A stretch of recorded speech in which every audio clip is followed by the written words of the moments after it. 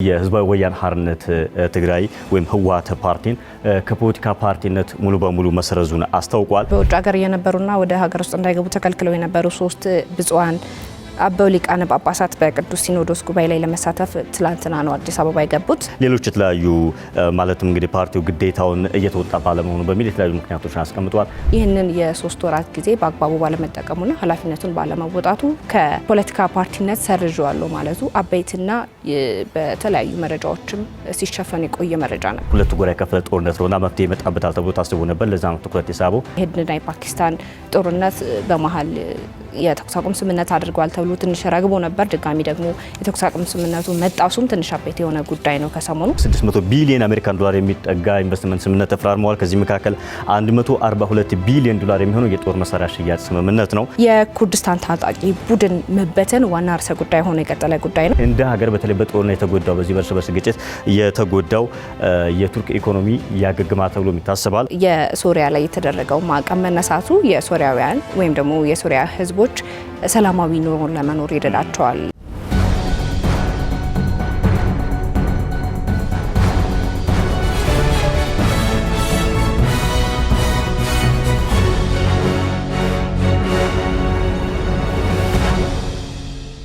ጤና ይስጥልን የተወደዳችሁና የተከበራችሁ ተመልካቾቻችን፣ ከአሻም ቴሌቪዥን ዘወትር በዚህ ሰዓት ወደ እናንተ የሚደርሰው የአሻም ሚዲያ ዳሰሳ ዝግጅታችን ጀምሯል። ዛሬም እንደተለመደው የተለያዩ የሀገር ውስጥና የውጭ አበይት ርዕሰ ጉዳዮችን መራርጠን ወደ እናንተ የምናደርስ ይሆናል። ፕሮግራሙን በመምራት እኔ ብርሃን እሸቴና ባልደረባዬ መስከረም አዲሱ አብረናችሁ እንቆያለን። መስከረም እንዴት ሰነበሽ? በሳምንቱ ምን ተስተዋል የሚለውን አጠር ባለ መልኩ ለተመልካቾቻችን እናድርስ።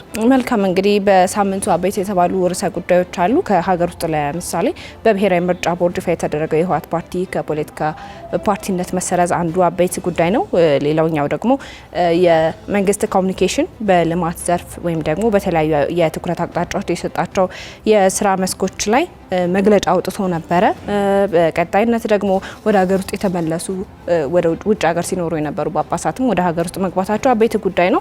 ከውጭ ሀገር ደግሞ የፑቲንና የዘለንስኪ የውይይት መድረክ መሰረዙም አንድ አበይት ጉዳይ ሆኖ የተመለከትነው ጉዳይ ነው። ከዚሁ ጋር ተያይዞ ደግሞ የዶናልድ ትራምፕ የመካከለኛው ምስራቅ ጉዟቸው ላይ ብዙ አበይት ጉዳዮችን አከናውነዋል። ይህንና ሌሎች መሰል ጉዳዮችን እያነሳን ከተመልካቾቻችን ጋር ቆይታ እናደርጋለን። መልካም መስከረም፣ እንግዲህ ቀዳሚ የምናደርገው አንቺ እንዳነሳሽው በተለይ በሀገር አቀፍ ደረጃ ትኩረትን የሳበው አንዱ የምርጫ ቦርድ ውሳኔ ነው። የምርጫ ቦርድ ውሳኔ እንግዲህ የህዝባዊ ወያነ ሓርነት ትግራይ ወይም ህወሓት ፓርቲን ከፖለቲካ ፓርቲነት ሙሉ በሙሉ መሰረዙን አስታውቋል። ይህ እንግዲህ የተለያዩ ምክንያቶችን አስቀምጧል። ከፓርቲነት የተሰረዘበት እንግዲህ የእርምት እርምጃ ባለመውሰዱ እንደሆነና ሌሎች የተለያዩ ማለትም እንግዲህ ፓርቲው ግዴታውን እየተወጣ ባለመሆኑ በሚል የተለያዩ ምክንያቶችን አስቀምጧል። 3 ወራትን ሰጥቶት እንደነበር በዚህም እንግዲህ ጊዜው እንዳልተጠቀመ ነው የገለጸው ቦርድ ነው። ምርጫ ቦርድ እንግዲህ ለህወሓት 3 ወራት የእግድ ጊዜ ሰጥቶ ነበረ። በዚህ 3 ወራትም የእርምት እርምጃን ወስዶና ዝግጅት አድርጎ መመለስ እንደሚችል አስታውቆ ነበር። ነገር ግን ፓርቲው እርምጃ ባለመውሰዱና 3 ወራት ጊዜያቱን ደግሞ ህጋዊ ኃላፊነቱን ባለመወጣቱ በሚል ምርጫ ቦርድ ከሰሞኑ ከፓርቲነት ሰርዞታል ማለት ነው። ይህ አበይት ጉዳይ ሆኖ የሰነበተ ጉዳይ ነው። ፓርቲው እንግዲህ ግዴታውን እንዲወጣ በሚልም የ3 ወራት ጊዜ ውስጥ የእርምት እርምጃውን እንዲወስድ ጥረት ማድረጉንም ነው የገለጸው ምርጫ ቦርድ። ነገር ግን ይህንን የ3 ወራት ጊዜ በአግባቡ ባለመጠቀሙና ኃላፊነቱን ባለመወጣቱ ከፖለቲካ ፓርቲነት ሰርዣለሁ ማለቱ አበይትና በተለያዩ መረጃዎችም ሲሸፈን የቆየ መረጃ ነበር። አዎ፣ ከአንድ ቀን በኋላ እንግዲህ ህወሓትም መግለጫ ወጥቶ ነበር። እንግዲህ የምርጫ ቦርድ ውሳኔ ተቀባይነት እንደሌለው የተለያዩ ምክንያቶችን አስቀምጦ ያወጣበት መረጃ አለ። ምናልባት እንግዲህ የምርጫ ቦርድ ውሳኔና ቀጣይ የሚሆነው ዕጣ ፈንታ ምን ይሆናል የሚለው እንግዲህ ህወሓትም አሁን ባለው ሁኔታ ያው ከፓርቲነት ስለታገደ ማለት ነው መጨረሻው ምን ይሆናል የሚለውን አሻም እንግዲህ ዜና ሽፋን ከሰጠቻቸው ርዕሰ ጉዳዮች አንዱ ነበር ባሳለፍነው ሳምንት ማለት ነው። እንግዲህ በቀጣይ ምን ይፈጠራል የሚለውን አብረን የምናየው ይሆናል። ሌላኛው ጉዳይ እንግዲህ የመንግስት ኮሚኒኬሽን ያወጣው መግለጫ ነበር። በተለይ ደግሞ የትኩረት የተሰጣቸው መስኮች በሚል 5 ርዕሰ ጉዳዮችን ዘርዝሯል። በነዛ ጉዳይ ላይ ያወጣው ሰፋ ያለ መግለጫ ነበር። ከነዚህ መካከል ግብርና፣ ማኑፋክቸሪንግ፣ ማዕድን እንዲሁም ደግሞ በቱሪዝምና በአይሲቲ የኢኮኖሚ ዘርፎች ናቸው እነዚህ የትኩረት አቅጣጫዎች ተብሎ የተቀመጡት። በእነዚህ መስኮችም ደግሞ ሰፋፊ ስራዎች እንደተከናወኑ መንግስት ኮሚኒኬሽን አገልግሎት ሚኒስትር ዴኤታ ተስፋውን ጎበዛይ በመግለጫቸው ተናግረው ነበረ። በግብርናው ዘርፍ ትልቅ ምርታ እንደተገኘም ነው የተገለጸው በመግለጫው ማለት ነው። በግብርናው ዘርፍ እንግዲህ ትልቅ ምርታና ውጤት እንደተገኘም ነው በመግለጫው የተናገሩት ሚኒስትር ዴኤታው። በተለይ ደግሞ የስንዴ ምርታማነትን በሚመለከት እና ደግሞ የአካባቢ ጥበቃ፣ የግብዓት አቅርቦት፣ የሌማት ትሩፋትና ሌሎች የልማት ኢኒሼቲቮች በትግበራ ላይ መሆናቸውንም ነው የሚገልጹት። እንግዲህ በመግለጫቸው ላይ በተያዘው የምርት ዘመን በበጋ መስኖ ስንዴ 4.2 ሚሊዮን ሄክታር መሬት ውስጥም 3.4 ሚሊዮን ኩንታል በላይ የስንዴ ምርት ተሰብስቧልም ተብሏል። አሁ እንግዲህ ቀደም ሲል እንዳነሳሽ ነው። በተለይ ደግሞ መንግስት ትኩረት ሰጥቻቸዋለሁ ያላቸው 5 ዘርፎች አሉ። ከነዚህ መካከል ግብርና ነው። ግብርና እንግዲህ ቀዳሚው የኢትዮጵያ የገቢ ምንጭ እንደሆነ ይነገራል።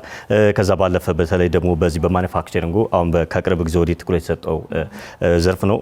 ሌላኛው የአይሲቲ ዘርፉ እንግዲህ እንደሚታወቀው በ21ኛው ክፍለ ዘመን ላይ እንገኛለን። 21ኛው ክፍለ ዘመን በቴክኖሎጂ የተሞላ ነው። ይህን ደግሞ መጠቀም አስፈላጊ ነው። እንግዲህ በየዘርፉ ነው ማለት ነው። በሚዲያውም እንግዲህ የቴክኖሎጂ ሚና እያየነው ነው። በግብርናውም እያየነው ነው። ዲጂታል ወርልድ ነው እየተፈጠረ ያለውና ከዚህ አንጻር ጠቀሜታው የጎላ ነው። ኢትዮጵያም ዲጂታል ኢትዮጵያ 2025 የሚል እቅድ ንድፋ እየሰራች እንደሚገኝ ይታወቃል። እንግዲህ የሳይንስና ቴክኖሎጂ ሚኒስቴርም ይህን ነገር እውን ለማድረግ እየሰራ እንደሚገኝ እያሳወቀበት ሁኔታ ነው ያለው። ወደ ሌላኛው የሳምንቱ አበይት ርዕሰ ጉዳይ ስንመጣ ደግሞ በውጭ ሀገር የነበሩ የኢትዮጵያ ኦርቶዶክስ ተዋሕዶ ቤተክርስቲያን ሊቀ ጳጳሳት ወደ ሀገር ውስጥ የገቡበት ሁኔታ አለ። እንግዲህ የተፈጠሩ የነበሩ ችግሮች ነበሩ። እነሱ ችግሮች ተፈተው 3 አባቶች ወደ ኢትዮጵያ ገብተው የግንቦቱ ስብሰባ ላይ ይሳተፉበት ሁኔታ አለ። እነዚህ እንግዲህ በውጭ ሀገር የነበሩና ወደ ሀገር ውስጥ እንዳይገቡ ተከልክለው የነበሩ 3 ብፁዓን አበው ሊቃነ ጳጳሳት በቅዱስ ሲኖዶስ ጉባኤ ላይ ለመሳተፍ ትላንትና ነው አዲስ አበባ የገቡት። እንግዲህ የገቡት ሊቃነ ጳጳሳቶችም ብፁዕ አቡነ ጴጥሮስ፣ ብፁዕ አቡነ ቴዎፍሎስ እንዲሁም ደግሞ ብፁዕ አቡነ ያዕቆብ ወደ ሀገር ውስጥ ሲገቡ እንግዲህ በቦሌ ዓለም አቀፍ ኤርፖርት ላይ ሲደርሱም የጠቅላይ ቤተ ክህነት ዋና ስራ አስኪያጅ የባህር ዳር እና የሰሜን ጎጃም ሀገረ ስብከት ሊቃነ ጳጳሳት አቀባበል አድርገውላቸዋል። እንግዲህ በተባለው ጉባኤ ላይም ለመሳተፍ ዝግጅታቸውን እንደጨረሱም ተገልጿል። አዎ እንግዲህ በአመታዊ የግንቦት ላይ በሚካሄደው አሁን ላይ የተካሄደ በሚገኘው ጉባኤ ላይ ለመሳተፍ ነው ወደ ሀገር ውስጥ የገቡት። ይህን ተከትሎም እንግዲህ ቅዱስ ሲኖዶስ መግለጫ አውጥቷል። መንግስት 3ቱ ብፁዓን ሊቃነ ጳጳሳት ወደ ሀገር ቤት እንዲገቡ ትኩረት ሰጥቶ በመስራቱና ፈቃደኛም ስለሆነ ምስጋናውን አቅርበዋል። ይህን ተከትሎም እንግዲህ ቅዱስ ሲኖዶስ መንግስት 3ቱ ብፁዓን ሊቃነ ጳጳሳት ወደ ሀገር ቤት እንዲገቡ ላደረገው ድጋፍ ምስጋናውን አቅርቧል። መልካም እንግዲህ በዚህ ሳምንት የተነሱ አበይት ርዕሰ ጉዳዮች በርካታ ናቸው። በዚህ ሳምንትና ከዚሁ ጋር ተያይዞ ደግሞ ከሰሞኑ አዲስ ተብሎ በመረጃው ሲዘዋወር የነበረው መረጃ ምንድነው? ኢትዮጵያ በ12 ዓመታት ውስጥ ለመጀመሪያ ጊዜ የመንግስት ብድር ዜሮ መድረሱን ብሔራዊ ባንክ አስታውቋል። ይሄ ምንድነው? ከብሔራዊ ባንክ የሚበደረው መንግስት ማለት ነው የብድር መጠኑ ወደ ዜሮ መድረሱን የብሔራዊ ባንክ ገዢ ማሞ ምህረቱ መግለጫ ሰጥተው ነበረ። ይህም አበይት ተብሎ ሲነሳ የነበረ ጉዳይ ነው። አዎ እሳቸው እንዳሉት እንግዲህ ከ12 ዓመት በኋላ ነው። ሌላኛው ጉዳይ እንግዲህ ይህን ንግግር የተናገሩት የኢትዮጵያ ፋይናንስ ፎረም እየተካሄደ በነበረበት ወቅት ነውና የመንግስት ብድር ወደ ዜሮ ደርሷል በሚል ካሁን በፊትም እንግዲህ በተለይ ከ2 ዓመት በፊት እንደምናስታውሰው የመንግስት አጠቃላይ ብሔራዊ ባንክ ላይ ያለው ብድር ከፍተኛ እንደሆነ በተለያዩ ማህበራዊ ትስስር ገጾች ሲዘዋውሩ ነበርና ባንኩም ይህንን ሁኔታ በማህበራዊ ትስስር ገጽ የተሸራሸረ ያለው ሀሳብ ሀሰተኛ እንደሆነ በገልጾ ነበር በወቅቱ። በትናንትናው ዕለት እንግዲህ በፎረሙ የባንኩ ገዥ ማሞ ምህረቱ ተገኝተው ንግግር ባደረጉበት ወቅት እንግዲህ ብድሩ ወደ ዜሮ መድረሱ ነው የገለጹ። በዚሁም የማክሮ ኢኮኖሚ ማሻሻያ ሪፎርሞች ተካሂደው ነበር ብለው ገልጸዋል ገዢው። እንግዲህ በዚህም የማክሮ ኢኮኖሚ ማሻሻያ ርዕዮቶች ላይ ርዕዮቶችንም ለማድረግ የተከናወኑ ጥረቶች መኖራቸውን ጠቁሞ በዚህም የውጭ ምንዛሬ እጥረትን ለመፍታት እንደተቻለ ወደፊት ደግሞ ኢትዮጵያን በምንዛሬው ዘርፍ ከፍተኛ ደረጃ ላይ ለማድረስ እቅድ እንደተያዘም በመግለጫቸው አስታውቀዋል። መልካም እንግዲህ ሌላኛው ርዕሰ ጉዳያችን ደግሞ ኢትዮጵያ ለዛምቢያ የአስቸኳይ ጊዜ አዋጅን በተመለከተ ልምድ አካፍላለች የሚለው ሌላኛው ርዕሰ ጉዳያችን ነው። እንግዲህ የሕዝብ ተወካዮች ምክር ቤት የአስቸኳይ ጊዜ አዋጅ ህጋዊ አዘገጃጀት አሰራሮችና አተገባበር ልምድን ለዛምቢያ ልዑክ ቡድን ከሰሞኑ ልምዱን አካፍሏል ማለት ነው። የምክር ቤቱ አባላትና የሰራተኛ የስራ ኃላፊዎች ኢትዮጵያ ያላትን የህግ አወጣጥ የማጽደቅ ስርዓትና አተገባበር ሂደትን ለዛምቢያ ልዑካን የልኡካን ቡድን ማብራራታቸው አዲስ ርዕሰ ጉዳይ እንዲሁም አበይት የተባለ ጉዳይ ነው። የአስቸኳይ ጊዜ አዋጅ በአንድ ሀገር ላይ የሚተገበረው የተለያዩ የተፈጥሮና የሰው ሰራሽ አደጋዎች ይከሰታሉ። እነዚህንም ለመቆጣጠር የግድ የአስቸኳይ ጊዜ አዋጅ ያስፈልጋል። ለዚህ ደግሞ ኢትዮጵያ የላቀ ውጤት ስላላት በሚል ለዛምቢያ ልምዳቸውን አካፍለዋል ማለት ነው። መልካም እንግዲህ ቀደም ሲል እንደገለጽሽው ነው። በተለይ ደግሞ ከህጋዊ አወጣጡ ካተገባበሩና በሌላ በኩል ደግሞ አዘገጃጀቱን በተመለከተና የአስቸኳይ ጊዜ አዋጅ አሰራርን በተመለከተ ነው ልምድ ያካፈለችው። እንግዲህ ከሰሞኑ አበይት የተባሉ ርዕሰ ጉዳዮች በርካታ ናቸው። ቅድም እንዳልነው ከዚሁ ጋር ተያይዞ ደግሞ እንደ ሀገር የኩፍኝ በሽታ በርከት ብሏል። አሻምን በተለያዩ ዘገባዎች ስትሸፍን ቆይታለች። በክልሎች በተለያዩ ክልሎች የኩፍኝ በሽታ በርከት ብሏልና ይህንን አስመልክቶም የጤና ሚኒስቴር ዘመቻ አድርጓል። በዚህ ዘመቻም እንግዲህ በክልሎች ለ5 ዓመትና ከዛ በታች ለሆኑ ህጻናት እንዲሁም ደግሞ ሲከተቡ የነበሩ ያቋረጡ ህጻናትን በሚመለከት ክትባት ለመስጠት ዘመቻ እንደጀመረ የጤና ሚኒስቴር ከሰሞኑ አስታውቋል።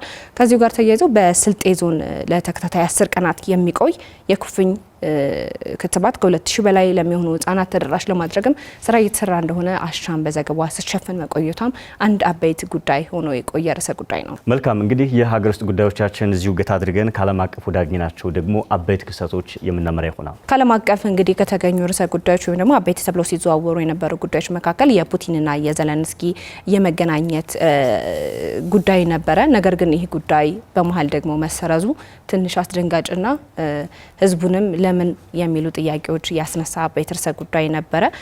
ከጦርነቱ በኋላ እንግዲህ ለመጀመሪያ ጊዜ ሊገናኙ ነው የነበሩት እነዚህ የሁለቱ ሀገራት መሪዎች። ነገር ግን ፑቲን አልገኝም በማለቱ ምክንያት ይህ ሊደረግ የነበረው ስብሰባ መቋረጡ አበይት ርዕሰ ጉዳይ ሆኖ የቀጠለ ጉዳይ ነው።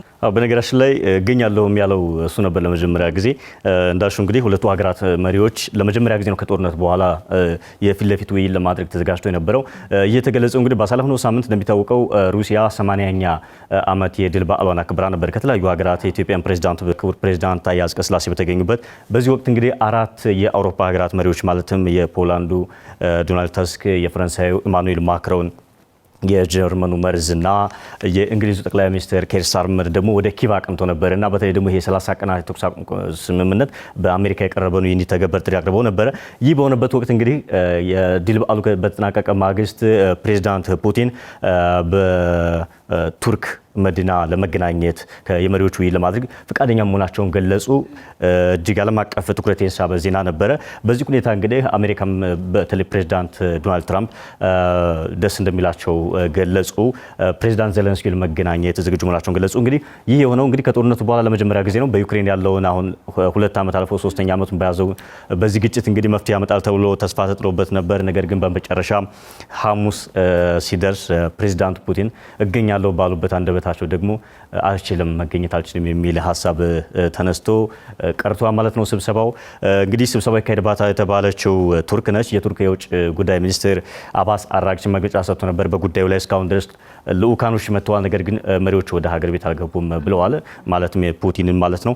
በመጨረሻም ግን ፑቲን ወደ ቱርክ አልሄድም ካሉ በኋላ ዘለንስኪም ወደ ቱርክ አልሄድም ብለው ነበረ ጠዋት አካባቢ። ምሽት ላይ ደግሞ እዚህ ነኝ የሚል ንግግር ተናገሩ። ማለትም ቱርክ ገብተው ከፕሬዝዳንት ረሲፕ ኤርዶጋን ጋር ፎቶ ተነስተው ማህበራዊ ትስስር ገጾቻቸው ለቀዋልና ይህ አበይት ክስተት እንግዲህ እንደተባለው ዓለምን ብዙ ነገር እየጎዳ ያለ ሁለቱ ጎራ የከፈለ ጦርነት ነውና መፍትሄ ይመጣበታል ተብሎ ታስቦ ነበር። ለዛ ነው ትኩረት የሳበው። እንግዲህ ሳይሳካ ቀርቷል። በቀጣይ ይካሄዳል ተብሎም ይጠበቃል። ቀደም ብለህ እንዳነሳኸው የሁለቱ ሀገራት መሪዎች አንድ ላይ መገናኘታቸው በሁለቱ ሀገራት መካከል ያለውን ጦርነት ያረግባል ወይም ደግሞ ስምምነት ይፈጸማል ተብሎ ሲጠበቅ የነበረ የተለያዩ ሚዲያዎችም ይህንን ግንኙነት ሲጠብቁት የነበሩት ጉዳይ ቢሆንም በመሀል መሰረዙ ግን ትንሽ አስደንጋጭ አድርጎታል። እንግዲህ ዶናልድ ትራምፕም ከዘለንስኪ ጋር ወደ ቱርክ አንካራ ሊያደርጉት የነበረውን ጉዞ መሰረዛቸውንም እሱም አንድ ይፋ የተደረገ ጉዳይ ነው። መልካም ወደ ሌላኛው ርዕሰ ጉዳዮች እናምራ። መስከረም እንደሚታወሰው በባለፈው ሳምንት የአሻም ሚዲያ ዳሰሳ ፕሮግራማችን ላይ አንዱ የዳሰስነው ጉዳይ የህንድና የፓኪስታን ግጭት ውስጥ መግባት ነበረ። እንግዲህ ለቀናት ከፍተኛ የሆነ ሙሉ ጦርነትም ጀምረው ነበር። እነዚህ በተለይ በአወዛጋቢው ካሽሚር ግዛት ማለት ነው። በዚህ ሳምንት አጀንዳ ያደረግነው እንግዲህ ሁለቱ ሀገራት የተኩስ አቁም ስምምነት ፈጽመዋል። ያው ከሰሞኑ እንዳልከው ነው ሁለቱ ሀገራት የተኩስ አቁም ስምምነት ፈጽመው ነበረ። ይህንንም የተኩስ አቁም ስምምነት በአሜሪካ አሸማጋይነት ምክንያት ነው ይህ የተኩስ አቁም ስምምነት የተካሄደው በሚል ዶናልድ ትራምፕ በማህበራዊ ትስስር ገጻቸው ይፋ አድርገው ነበረ።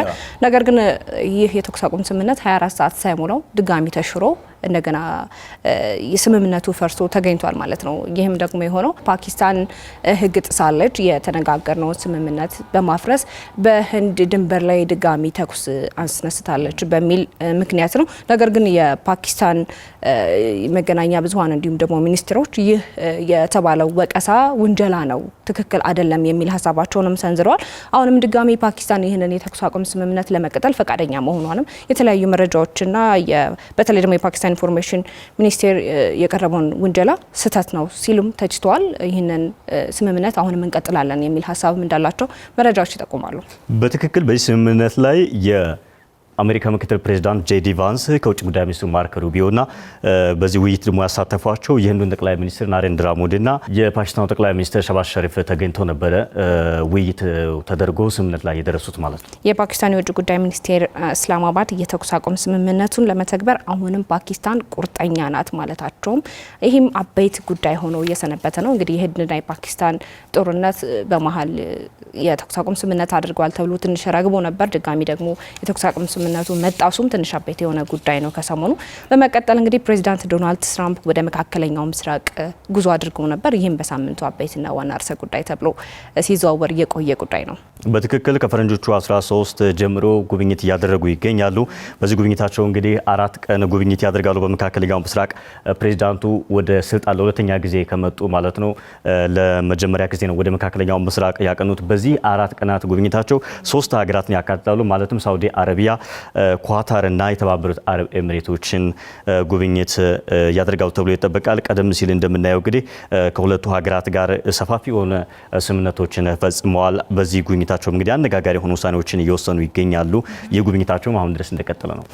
ትራምፕ እንግዲህ ወደ ሳውዲ አረቢያ አቅንቶ ነበረ። እንግዲህ የመካከለኛው ምስራቅ ጉዞን በተመለከተ በዚህም የሶሪያ ፕሬዚዳንት መሐመድ አልሸራ ጋራ ውይይት አድርገው የሶሪያን ማዕቀብ ማንሳታቸውም አበይት የተባለ ርዕሰ ጉዳይ ነው።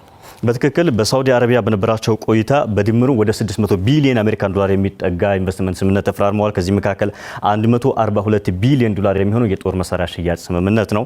ከዛ ባለፈ ከኳታር ጋር በነበራቸው ጉብኝት ደግሞ የ200 ቢሊዮን ዶላር የቦይንግ ግዢ ስምምነት ተፈጽሟል። ይህም በቦይንግ ታሪክ ከፍተኛ የግዢ ትዕዛዝ ነው ተብሏል። ይህ አሜሪካዊ ኩባንያ እንግዲህ አውሮፕላኖችን እያመረተ ለሀገራት ኢትዮጵያን ጨምሮ ማለት ነው በመሸጥ ይታወቃል። ከዛ ባለፈ ከአረብ ኤሚሬቶች ጋር በተለይ ደግሞ ከቴክኖሎጂ ጋር በተለይ ደግሞ በሰው ሰራሽ አስተውሎት ማለትም በአርቲፊሻል ኢንተለጀንስ ከፍተኛ የሆነ ስምምነት ይፈጽማሉ ተብሎ ይጠበቃል። ትልቁ ነገር ግን አንቺ እንዳልሽው በጣም ያልተጠበቀው ነገር በሳውዲ በነበራቸው ቆይታ ፕሬዝዳንቱ ከሶሪያው የሽግግር መንግስት ፕሬዝዳንት መሐመድ አልሻራ ጋር ተገናኝተው ነበር።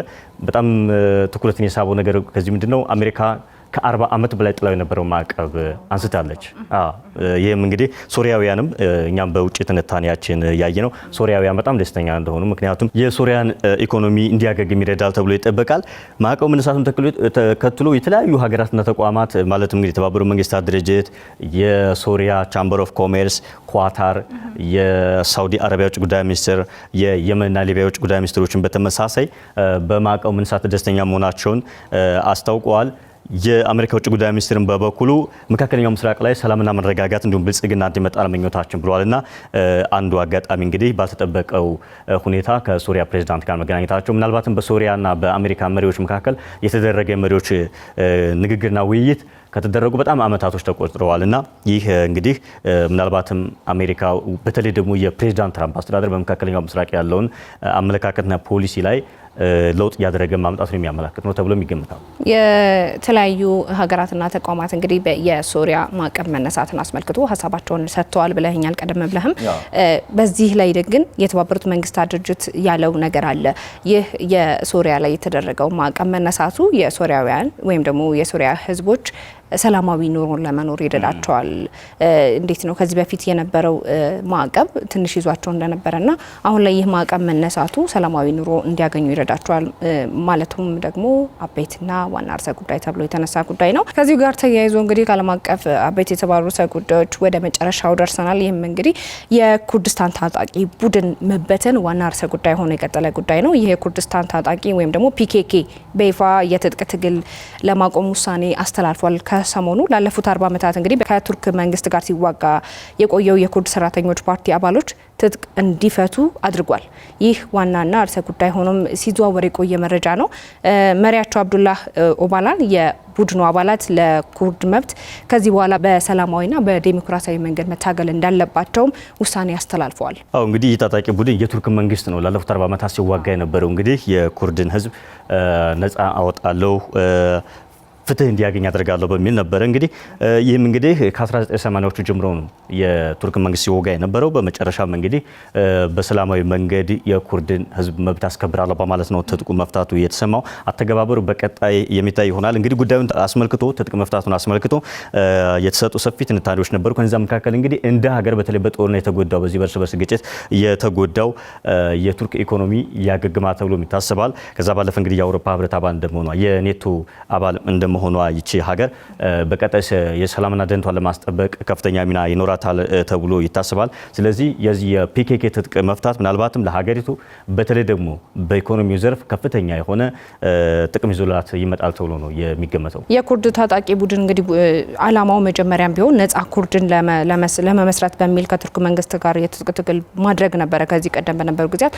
አሁን ላይ ግን ትጥቅ መፍታቱ ኩርድን ለመመስረት ወይም ደግሞ ነጻ ወይም ደግሞ ሰላማዊ ኩርድን ለመመስረት ሰላማዊ መንገዶችንና ዴሞክራሲያዊ መንገዶችን መጠቀም አለብን በሚል ትጥቁን ፈቷል። ይህ ትጥቅ አፈታት መንገድ መኖሩ ደግሞ ምንድነው ለቀጠናው ሙሉ ሰላም ወይም ደግሞ እረፍትን ይሰጣል ተብሎም የታሰበ አንድ ጉዳይ ነው። መልካም እንግዲህ ውይይታችን በዚህ መልኩ አገባደናል። የተወደዳችሁና የተከበራችሁ የአሻም ቴሌቪዥን ተመልካቾቻችን ለዛሬ አሰናዳነው የአሻም ሚዲያ ዳሳሽን ቀደም ሲል የተከታተላችሁትን ይመስል ነበር። አብራችሁን ስለነበራችሁና ስለተከታተላችሁን ከልብ እናመሰግናለን። በቀጣይ ሳምንት በሌሎች አበይት የሀገር ውስጥና የውጭ መረጃዎች ዳግም የምንመለስ ይሆናል። ባልደረባዬ መስከረም አዲሱና እኔ ብርሃን ሸቴ አብረናችሁ ቆይታ አድርገናል። በቀጣይ ሳምንት እስከምንገናኝ ድረስ አሻም ለሁላችን።